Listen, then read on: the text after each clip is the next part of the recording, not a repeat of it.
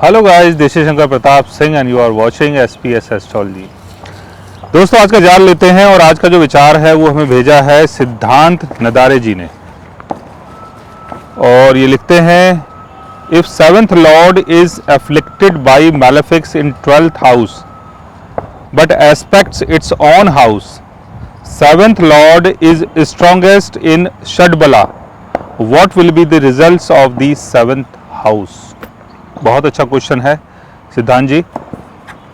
और जैसे आपने पूछा है कि सेवन्थ हाउस का लॉर्ड अगर 12th हाउस में है लेकिन मैलेफिक प्लैनेट्स के साथ बैठा हुआ है या मैलेफिक प्लैनेट्स का उनके ऊपर एस्पेक्ट पड़ रहा है, बट सेवन्थ हाउस का लॉर्ड 12th हाउस में तो है लेकिन अपने 8th एस्पेक्ट से वो सेवन्थ हाउस को देख रहा है, यानी 8th एस्पेक्ट से अगर देख रहा है तो इसका मतलब वो मार्स है, मंगल, क्योंकि 8th एस्पेक्ट जो है वो मंगल के पास में ही है।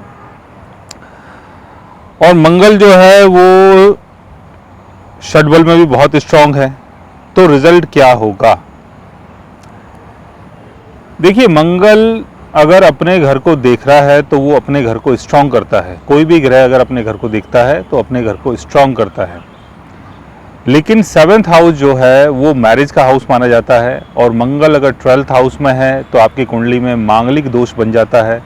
और 12th हाउस से मंगल अगर 7th हाउस को देख रहा है तो यानी लाइफ पार्टनर के साथ कुछ झगड़े, लड़ाइयाँ, बहस, ये सारी चीज़ें हो सकती हैं।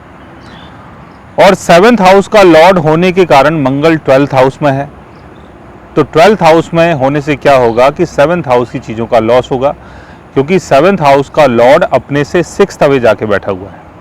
6th हाउस यानी लड़ाई झगड़ा, लिटिगेशन, कोर्ट केसेस, फाइटिंग। और मैलेफिक प्लैनेट्स के साथ भी बैठा हुआ है, यानी राहु शनि केतु के साथ है या राहु शनि केतु का एस्पेक्ट पड़ रहा है, ये सारी चीज़ें होंगी। तो इसमें 7th हाउस की चीज़ों का लॉस होगा। तो बहुत अच्छा क्वेश्चन था आपका कि 7th हाउस का लॉर्ड अगर 12th हाउस में है और मैलेफिक प्लैनेट्स के साथ बैठा हुआ है लेकिन 7th हाउस को ही देख रहा है, तो 7th हाउस को अगर देखेगा तो 7th हाउस की चीज़ों को बचाना चाहिए। लेकिन यहाँ 7th हाउस की चीज़ें बिगड़ेंगी, वो इसलिए बिगड़ेंगी क्योंकि मंगल आपकी कुंडली में मांगलिक योग बना के बैठा है, और मंगल की दृष्टि 7th हाउस में है, चाहे वो अपना साइन है, लेकिन मंगल मैलेफिक प्लैनेट्स के साथ बैठा हुआ है और 12th हाउस में बैठा हुआ है। तो इसलिए ये मैरिटल लाइफ को डिस्टर्ब कर सकता है मंगल की प्लेसमेंट। इसके लिए जो भी मंगल की रेमेडीज़ होती हैं या जो भी उपाय होते हैं मांगलिक दोष के, वो उपाय आप कर सकते हैं ताकि मंगल का जो मैलेफिक असर है वो थोड़ा बहुत कम हो। सो गाइस, आज मैंने आपको बताया 7th हाउस का लॉर्ड अगर 12th हाउस में होता है और मैलेफिक प्लैनेट्स के साथ होता है और उसका एस्पेक्ट अगर 7th हाउस में पड़ता है तो उसका क्या असर आपकी लाइफ में होता है। अगर आप भी जानना चाहते हैं किसी ऐसे योग के बारे में तो उसके लिए आप हमारे चैनल को सब्सक्राइब कर सकते हैं।